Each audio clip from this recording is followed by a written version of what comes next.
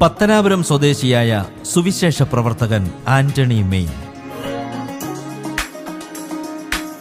വചന വഴികളിൽ നിന്നും മാറി സഞ്ചരിച്ചപ്പോൾ ദൈവസാന്നിധ്യമില്ലാതെ കടന്നുപോയ ഇരുണ്ട കാലഘട്ടത്തിൽ നിന്ന് ദൈവസ്നേഹത്തിലേക്ക് മടങ്ങി വന്ന അനുഭവ കഥയാണ് ഈ മിഷണറി നമ്മോട് പങ്കുവയ്ക്കുന്നത്. ജീവിത നിരാശകളിൽ നിന്ന് സ്നേഹത്തോടെ രക്ഷിച്ച ദൈവപ്രവൃത്തിയുടെ സാക്ഷിയാണ് ആന്റണി മെയിൻ.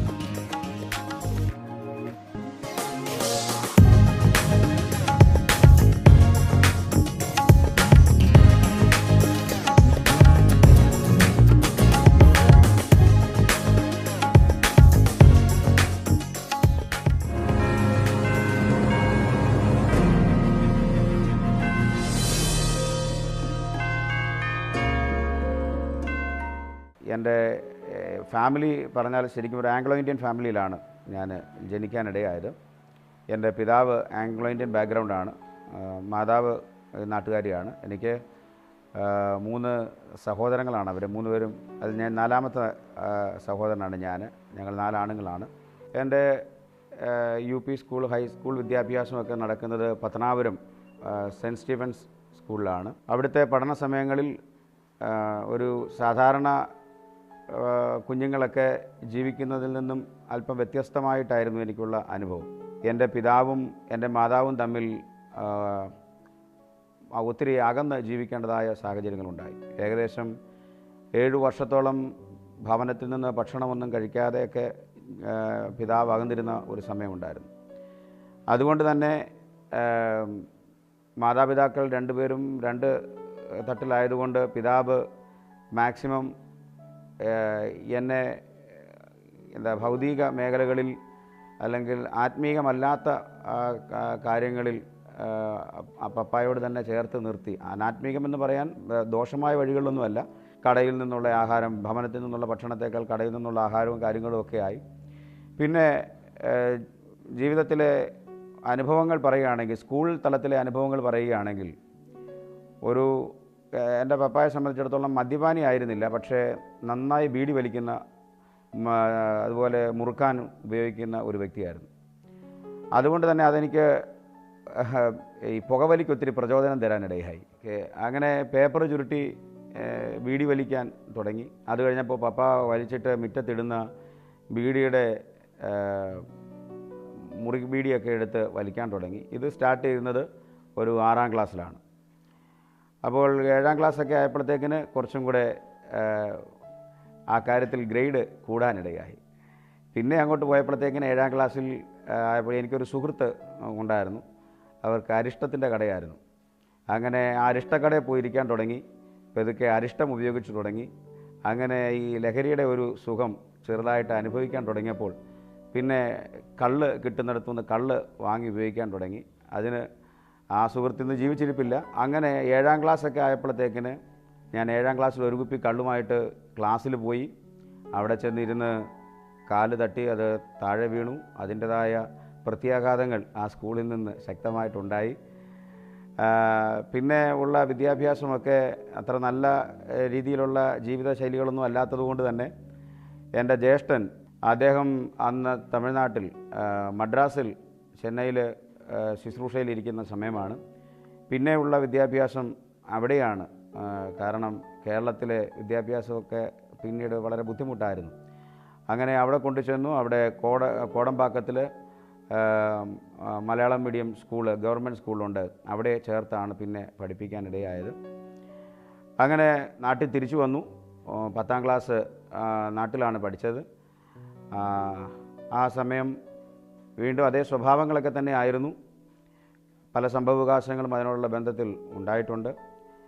അത് കഴിഞ്ഞിട്ട് 10ാം ക്ലാസ് കഴിഞ്ഞപ്പോൾ ഒരു നിർബന്ധം എന്ന പോലെ ഹരിയാനയിൽ ഗ്രേസ് ബൈബിൾ കോളേജിൽ, കാരണം പരീക്ഷയിൽ തോറ്റുപോകും എന്ന് എല്ലാം കൊണ്ടും ഉറപ്പായിരുന്നു. അപ്പോൾ പരീക്ഷയിൽ ജയിച്ചാൽ ഞാൻ ബൈബിൾ സ്കൂളിൽ പൊക്കോളാം എന്ന് പറഞ്ഞ് എന്തോ ആ പരീക്ഷയിൽ ജയിക്കാനിടയായി. അങ്ങനെ പറഞ്ഞ വാക്ക് പാലിക്കണം എന്നുള്ളതുകൊണ്ട് ഹരിയാനയിലുള്ള ഗ്രേസ് ബൈബിൾ കോളേജിൽ പോയി ദൈവവചനം പഠിക്കാനായിട്ട് പോയി. 1 കൊല്ലമേ അവിടെ പഠിച്ചുള്ളൂ. അവിടുന്ന് തിരിച്ചു പോരാനിടയായി. തിരിച്ചു വന്ന് PDC പ്രൈവറ്റായിട്ട് PDC പഠിക്കാനിടയായി.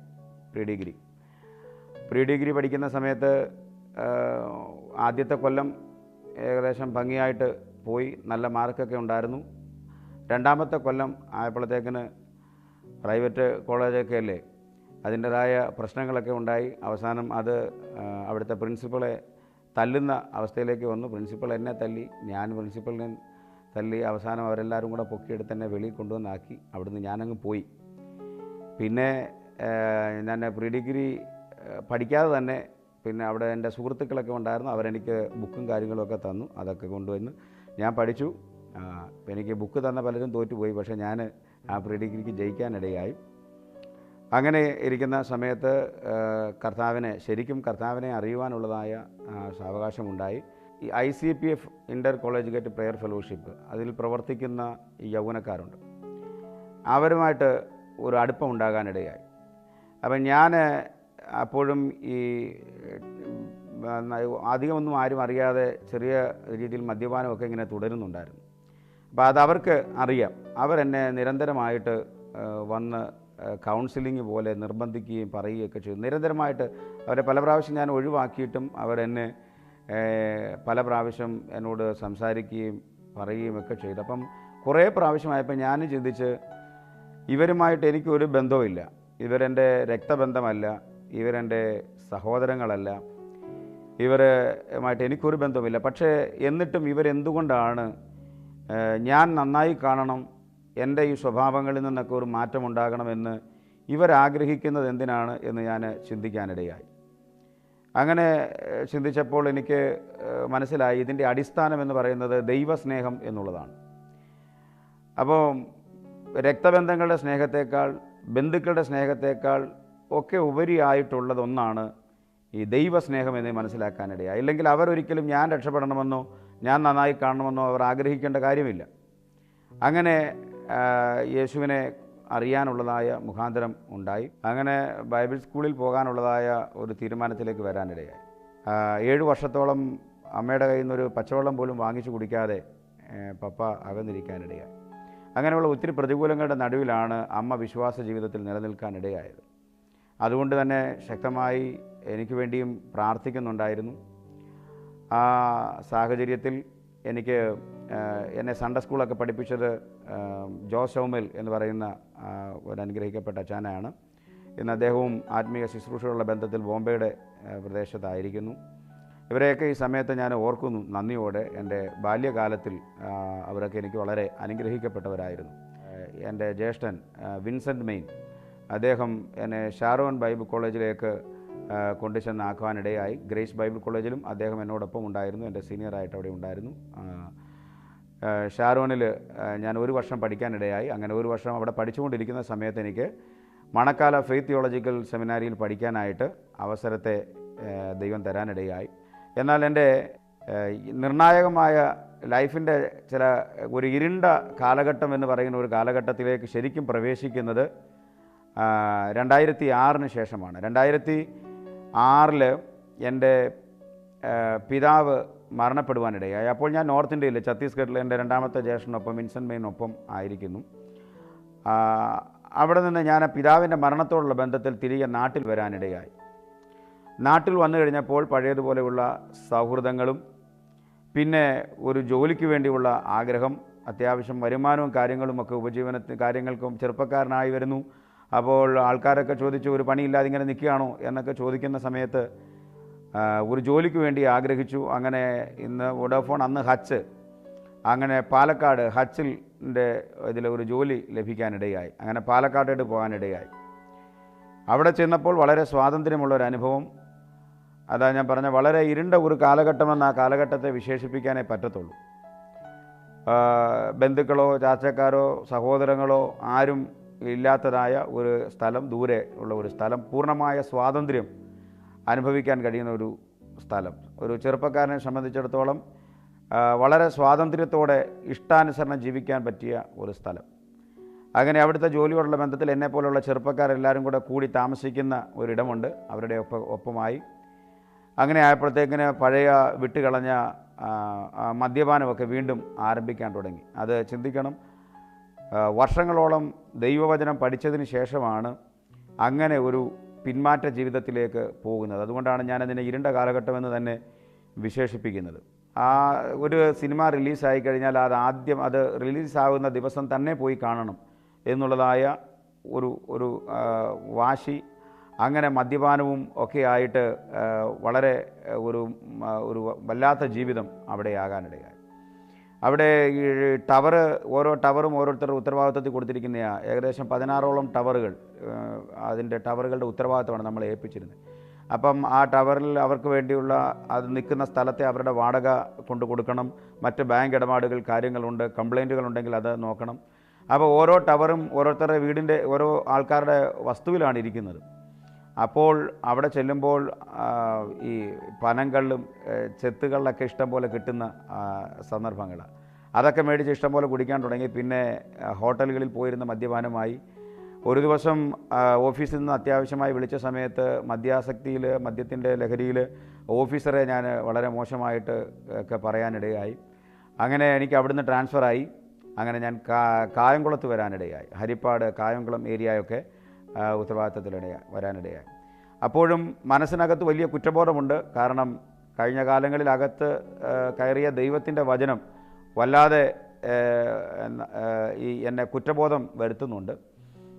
എങ്കിലും ആ ജോലിയും പൈസയും ഒക്കെ ഉള്ള ആ താല്പര്യത്തിൽ അങ്ങനെ പോകാനിടയായി.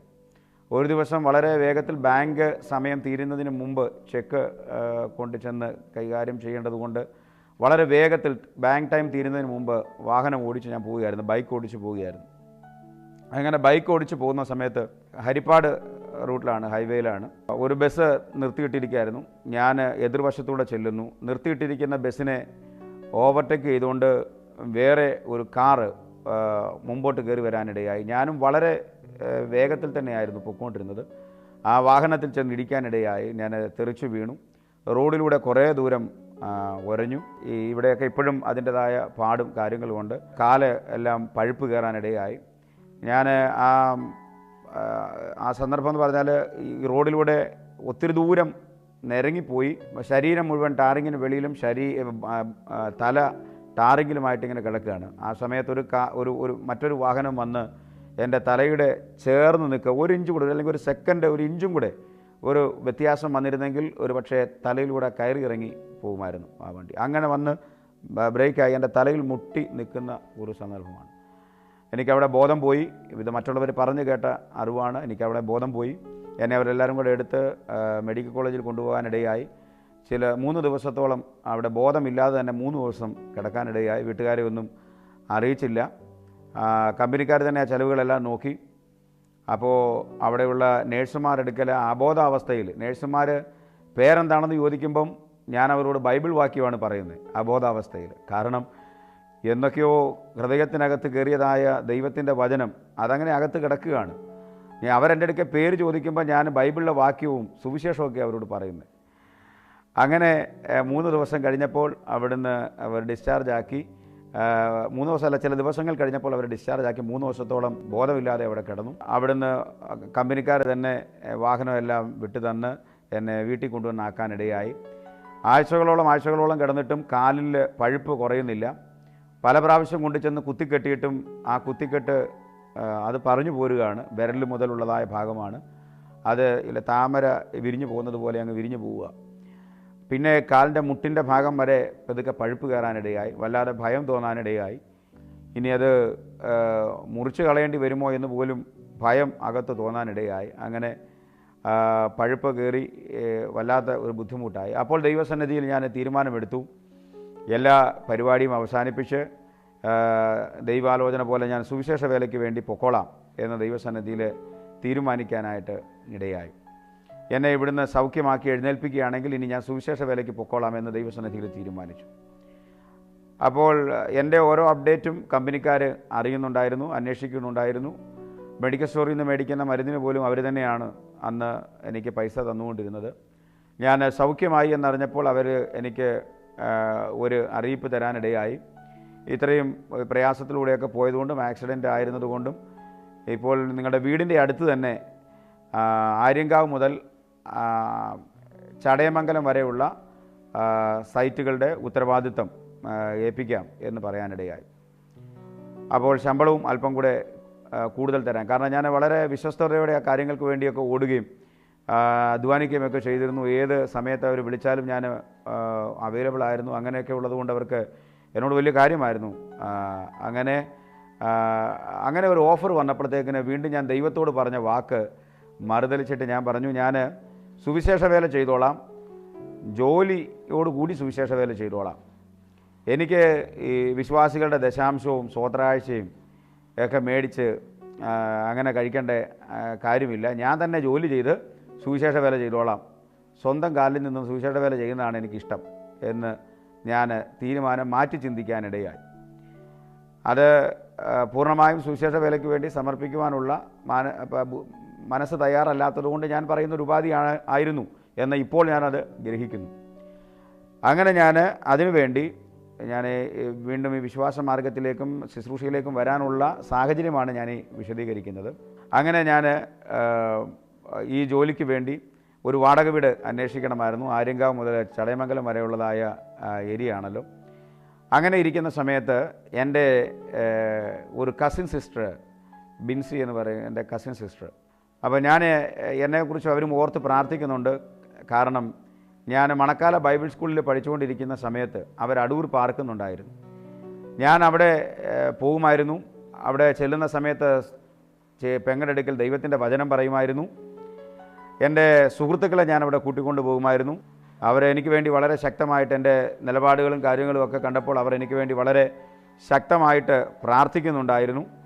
അവിടെ പാർത്തുകൊണ്ട് ഞാൻ ജോലിക്ക് പോകാനിടയായി. അപ്പോൾ ജോലിയോടുകൂടി സുവിശേഷ വേല ചെയ്യാമെന്നൊക്കെ ദൈവത്തോട് പറഞ്ഞെങ്കിലും ജോലി മാത്രമേ നടന്നുള്ളൂ, സുവിശേഷ വേലയൊന്നും നടന്നില്ല. ചിലപ്പോൾ സഭായോഗത്തിന് പോലും പൂർണ്ണമായിട്ട് പങ്കെടുക്കാൻ പറ്റാത്ത സ്ഥിതിയായി. സഭായോഗത്തിനിടയ്ക്ക് ജോലി സ്ഥലത്ത് നിന്ന് കോള് വരും, അപ്പോൾ അങ്ങോട്ട് പോകും. അങ്ങനെ ഒരു സാഹചര്യമായി. സഭായോഗം പോലും കൃത്യമായി പങ്കെടുക്കാത്ത ഒരവസ്ഥയിലേക്ക് വരാനിടയായി. എന്നാൽ മദ്യപാനമോ മറ്റ് സ്വഭാവങ്ങളോ ഒക്കെ ആ ഒരു ആക്സിഡൻറ്റ് സംഭവത്തോടു കൂടി ഉപേക്ഷിക്കാനിടയായി. മറ്റ് അങ്ങനെയുള്ള ദുശീലങ്ങളൊന്നും ഇല്ലായിരുന്നു. എന്നാൽ ദൈവിക വചനപ്രകാരം പോവുകയോ ആത്മീക ശുശ്രൂഷയിലേക്ക് പ്രവേശിക്കാനോ ഒന്നും താല്പര്യമില്ലാത്തതായ ജോലി ചെയ്യണം എന്നുള്ള ആഗ്രഹം ഇങ്ങനെ അകത്ത് കടന്നുകൂടിയിരിക്കുന്ന സമയം. ആ സമയത്ത് ഈ പെങ്ങളും ഒക്കെ എനിക്ക് വേണ്ടി വളരെ പ്രാർത്ഥിക്കാനിടയായി.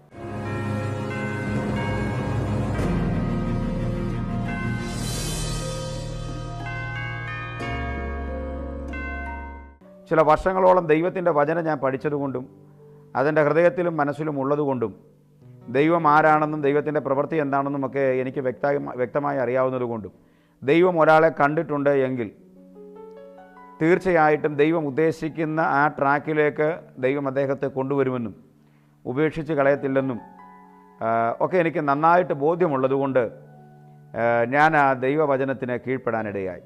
അങ്ങനെ ഞാൻ ജോലി വേണ്ടെന്ന് വെച്ച് ആ ഫെയ്ത്ത് ഹോമിൽ ഇങ്ങനെ കഴിയുകയാണ്. ജോലിയൊന്നുമില്ല. അവിടെ ചില ദിവസങ്ങൾ പാർക്കുവാനിടയായി.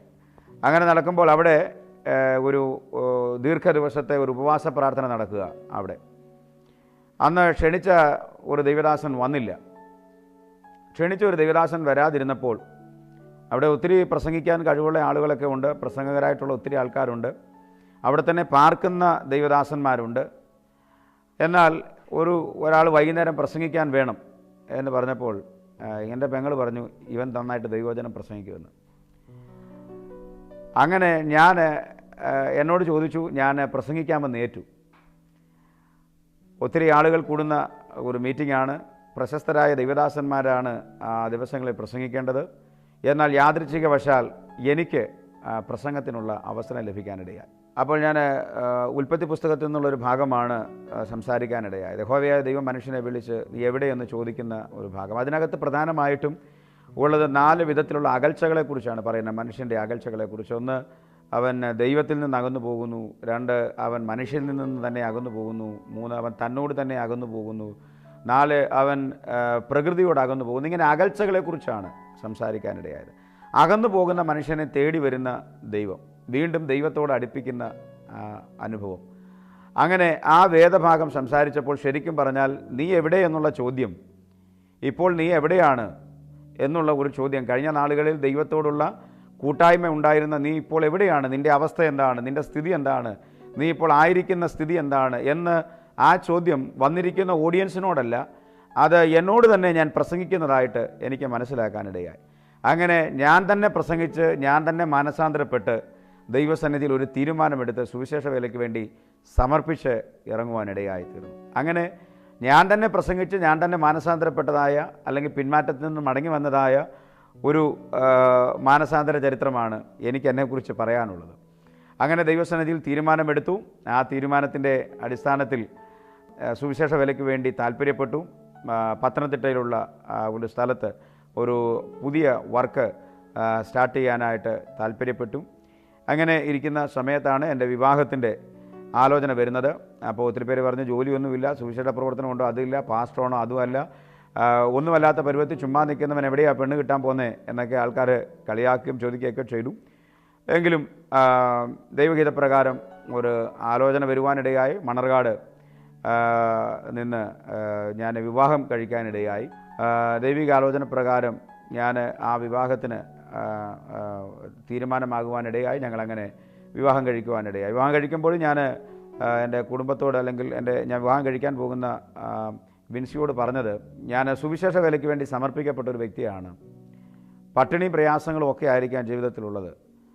അതിന് സമ്മതമാണെങ്കിൽ വിവാഹത്തിൽ താല്പര്യപ്പെടാം എന്ന് ഞാൻ പറയാനിടയായി. അവൾ സമർപ്പണമുള്ള ഒരു ദൈവപൈതലായിരുന്നതുകൊണ്ട് ആ വാക്കുകൾ അവൾക്ക് സമ്മതമായിരുന്നു. അങ്ങനെ ഞങ്ങൾ വിവാഹം കഴിക്കുവാനിടയായി. കൂടെ നടന്നിട്ട് തള്ളിപ്പറഞ്ഞ പത്രോസിനെ പോലും സ്നേഹത്തോടെ ചെന്ന് കണ്ട് അപ്പവും മീനുമൊക്കെ കൊടുത്ത് അവരെ സന്തോഷത്തോടെ മടക്കി കൊണ്ടുവരുന്ന യേശുവിനെയാണ് വിശുദ്ധ വേദപുസ്തകത്തിൽ കാണുന്നത്. നമ്മൾ എത്ര അകന്നു പോയാലും നമ്മളെ അകന്നു പോകാത്ത ഒരു ദൈവമുണ്ട്. ആ ദൈവം നമ്മളെ സ്നേഹിക്കുന്നുണ്ട്. എന്നെ കേൾക്കുന്ന പ്രിയപ്പെട്ടവരെ, ഒരു കാരണം കൊണ്ടും നമുക്ക് ദൈവത്തെ സ്നേഹിക്കാതിരിക്കാനായിട്ട് കഴിയത്തില്ല. നമ്മൾ എത്ര മോശം ജീവിതത്തിൽ, നിൻ്റെ പാപം എത്ര കടും ചുവപ്പായിരുന്നാലും അതിനെ ഹിമം പോലെ വെളുപ്പിക്കാൻ യേശുക്രിസ്തുവിൻ്റെ രക്തത്തിന് കഴിയും. അതുകൊണ്ട് ഞാൻ ഇത്രയും പാപിയായിപ്പോയല്ലോ, ഞാൻ പിന്മാറ്റത്തിൽ പോയവനാണല്ലോ, ഇനി കർത്താവ് എന്നെ സ്വീകരിക്കുമോ, ഇനി എനിക്ക് മടങ്ങി വരാൻ കഴിയുമോ, ഞാൻ എൻ്റെ ജീവിതം വളരെ മോശമായിട്ട് നയിച്ചല്ലോ, ഇനി എനിക്ക് മടങ്ങി വന്നാൽ കർത്താവ് എന്നെ സ്നേഹിക്കുമോ, കർത്താവ് എന്നെ ഇഷ്ടപ്പെടുമോ, കർത്താവ് എന്നെ തള്ളിക്കളയത്തില്ലേ എന്നൊക്കെ ഹൃദയത്തിൽ ഇങ്ങനെ ആശയക്കുഴപ്പത്തിലായിരിക്കുന്ന ആളുകളുണ്ട്. നിങ്ങളോട് പറയാനുള്ളത്, നിങ്ങൾ ദൈവത്തിൽ നിന്ന് എത്ര അകന്നു പോയി എന്ന് പറഞ്ഞാലും നിങ്ങളെ വെറുക്കുന്ന ഒരു ദൈവത്തെ അല്ല വിശുദ്ധ വേദപുസ്തകം പഠിപ്പിക്കുന്നത്. നിങ്ങളെ സ്നേഹിക്കുന്ന ഒരു ദൈവത്തെയാണ്. ഒരു മകൻ ഒത്തിരി ദൂരത്തേക്ക് പോകാനിടയായി, പക്ഷേ എത്ര ദൂരത്ത് പോയാലും അവനെ വെറുക്കുന്നില്ല. അവൻ മടങ്ങി വരുന്നത് കാത്തിരിക്കുന്ന ഒരപ്പൻ. അതുപോലെ എന്നെ കേൾക്കുന്ന ശ്രോതാക്കളിൽ നിങ്ങൾ ആരെങ്കിലും ആത്മീക ക്രിസ്തീയ ജീവിതത്തിലേക്ക് വന്നിട്ട് യേശുവിനെ ആരാധിച്ചിട്ട് സത്യാരാധനയിലേക്ക് വന്നിട്ട് ജീവിതത്തിലെ ഏതെങ്കിലും സാഹചര്യ നിമിത്തം പിന്മാറ്റത്തിലേക്ക് പോയ ഒരു വ്യക്തിയാണെങ്കിൽ നിങ്ങൾക്കു വേണ്ടി ആണ് ഞാൻ ഈ വാക്കുകൾ പറയുന്നത്. നിങ്ങൾ ഇനി മടങ്ങി വന്നാൽ കർത്താവ് സ്വീകരിക്കുമോ എന്നൊരു ആശങ്ക നിങ്ങൾക്ക് വേണ്ട. കർത്താവ് നിങ്ങളെ സന്തോഷത്തോടെ സ്വീകരിക്കും. കെട്ടിപ്പുണരുവാനും ചുംബനം തരുവാനും കാത്തിരിക്കുന്ന ഒരപ്പനെ പോലെ സ്നേഹത്തോടെ നമ്മുടെ വരവ് കാത്തിരിക്കുന്ന ഒരു പിതാവുണ്ട്. നിങ്ങൾ ഭാരപ്പെടേണ്ട, നിങ്ങൾ സങ്കടപ്പെടേണ്ട. വീണ്ടും കർത്താവ് എന്നെ സ്വീകരിക്കുമോ എന്ന് നിങ്ങൾക്ക് ആശങ്ക വേണ്ട.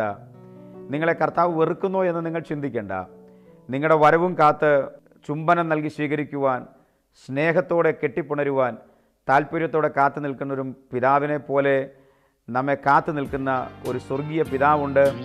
ആ പിതാവിങ്കിലേക്ക് നിങ്ങളെ വീണ്ടും ഞാൻ ക്ഷണിച്ചുകൊണ്ട് ഞാൻ എൻ്റെ വാക്കുകൾ ഇവിടെ ഉപസംഹരിക്കുകയാണ്. കർത്താവ് നമ്മെ അനുഗ്രഹിക്കുമാറാണ്. യേശു എന്നെ അനുദിനം നടത്തിടും.